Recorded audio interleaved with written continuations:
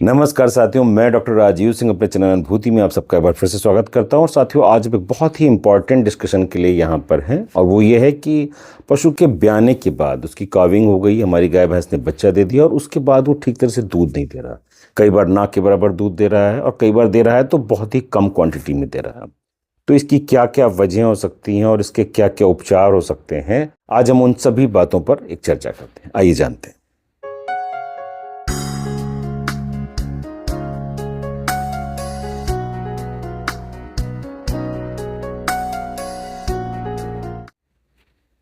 साथियों, अपनी चर्चा को आगे बढ़ाऊं उससे पहले मैं अपने सभी दर्शकों से, सभी साथियों से रिक्वेस्ट करूंगा जो भी इस चैनल पर नए हैं या अगर आपको ये जानकारी पसंद आती है तो आप इस चैनल को सब्सक्राइब करें और इस वीडियो को ज़्यादा से ज़्यादा शेयर करें।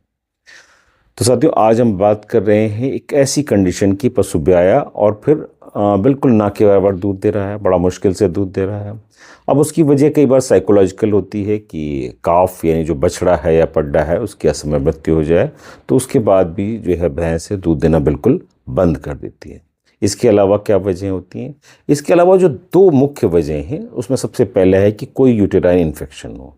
अगर पशु के यूटेरस में यानी बच्चेदानी में इन्फेक्शन है, इन्फ्लेमेशन है, वहाँ अंदर पस है, तो ऐसे पशु का दूध नहीं बढ़ता, कई बार वो दूध बहुत कम हो जाता है।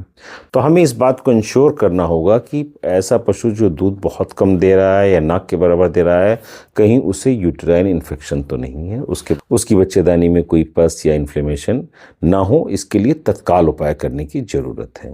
और दूसरी वजह क्या है? दूसरी वजह है बहुत ही इंपॉर्टेंट, वो है सब क्लिनिकल मैस्टाइटिस। कई बार हम दूध बढ़ाने के लिए कैल्शियम दे रहे हैं, विटामिन ए डी ई के सिरप दे रहे हैं, उसके बाद भी दूध नहीं बढ़ रहा है तो बाद में ये पता चलता है कि जब हमने कोई एंटीबायोटिक उसको लगाया तो दूध बढ़ गया। इसका मतलब है कि उसके अडर पे एक सब क्लिनिकल इन्फेक्शन था जो बिल्कुल खुल के भी नहीं आया था कि भाई वो थैलेला के फार्म में आ गया, लेकिन वो दूध का नुकसान कर रहा था, पशु का दूध बढ़ने नहीं दे रहा था। तो जैसे ही हम उसको 2-3 दिन कोई नॉर्मल सा एंटीबायोटिक देते हैं तो वो पशु दूध बढ़ाना शुरू कर देता है। तो ये दो वजहें थीं। लेकिन इसके बाद भी कई बार होता है कि ये दो वजह नहीं है, पशु बिल्कुल स्वस्थ है, उसका यूटेरस भी ठीक है, लेकिन पशु दूध नहीं दे रहा है। तो साथियों, आज मैं आपको एक ऐसा प्रोटोकॉल बताऊंगा, एक ऐसा ट्रीटमेंट प्रोटोकॉल बताऊंगा कि जो इस तरह की सारी दिक्कतों को कवर करता हूँ। तो आपको क्या करना है? अगर आपको आपकी भैंस है या गाय है जो मिल्क ठीक तरह से नहीं दे रही ब्याने के बाद, तो सबसे पहले आपको एक लॉन्ग एक्टिंग एंटीबायोटिक देना है। जैसे मान लीजिए लॉन्ग एक्टिंग एंड्रोफ्लॉक्सासिन है, सबसे बढ़िया है, आप ऐसे पशु को वो देते हैं। उससे क्या होगा कि अगर मान लीजिए उसके अडर में सब क्लिनिकल इन्फेक्शन है तो वो भी क्योर हो जाएगा। अगर मान लीजिए उसके यूटेरस में भी हल्का फुल्का इन्फेक्शन है तो उसमें भी मदद मिलेगी। तो इस तरह का एक आप लॉन्ग एक्टिंग अगर एंटीबायोटिक दे देंगे तो ये सबसे पहला काम होगा आपके पशु के लिए।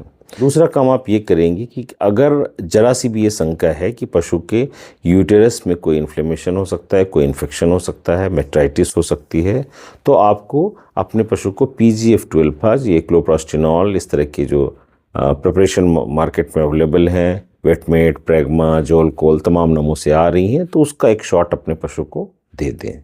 उससे क्या होगा, अगर यूट्रस में कोई दिक्कत होगी तो वो भी क्योर हो जाएगी। तो आपने एक लॉन्ग एक्टिंग एंटीबायोटिक अपने पशु को दिलवाया, साथ ही साथ आपने उसको एक PGF-2 का शॉट लगवा दिया। इन दो के अलावा आपको 2 होम्योपैथिक मेडिसिन लेनी है जो अपने पशु को देनी है। वो होम्योपैथिक मेडिसिन क्या है? पहली मेडिसिन है रिसिनस कम्युनिस और दूसरी मेडिसिन है अर्टिका आयरनसी। बहुत ही इफेक्टिव मेडिसिन है। अगर मैं कहता हूँ आप कुछ भी नहीं कर पाए, आपने एंटीबायोटिक भी नहीं लगवाया, PGF-2 भी नहीं लगवाया, क्योंकि ये पशु आपका नॉर्मल है, आपको लग रहा है इसमें कोई दिक्कत नहीं है और ये दूध नहीं दे रहा है, इसकी वजह हार्मोनल हो सकती है, इसकी वजह साइकोलॉजिकल हो सकती है, तो ऐसे केसेस में आप इन 2 दवाइयों का यूज करेंगे। रिसिनस कम्युनिस आप इसको 30 या 200 पोटेंसी में लेंगे और दूसरी अर्टिका आयरनस, इसको भी आप 30 या 200 पोटेंसी में लेंगे। और ये दवा आपको अपने पशु को दिन में 3 बार देनी हो। 8 से 10 बूंदें जो हैं आप इसकी दिन में 3 बार देंगे तो ये बहुत ही इफ़ेक्टिव होगा आपके पशु को मिल्क का फ्लो बढ़ाने में, आपके पशु के मिल्क का अमाउंट बढ़ाने में। और जनरली देखा जाता है कि 8-10 दिनों में इसका पूरी तरह से असर आ जाता है। तो साथियों, ये तो मेरी बात थी जो आज मुझे आपको बतानी थी। अपनी अगली वीडियो में फिर किसी नई बात के साथ मैं आपके सामने होऊंगा। तब तक के लिए इजाज़त दीजिए। धन्यवाद।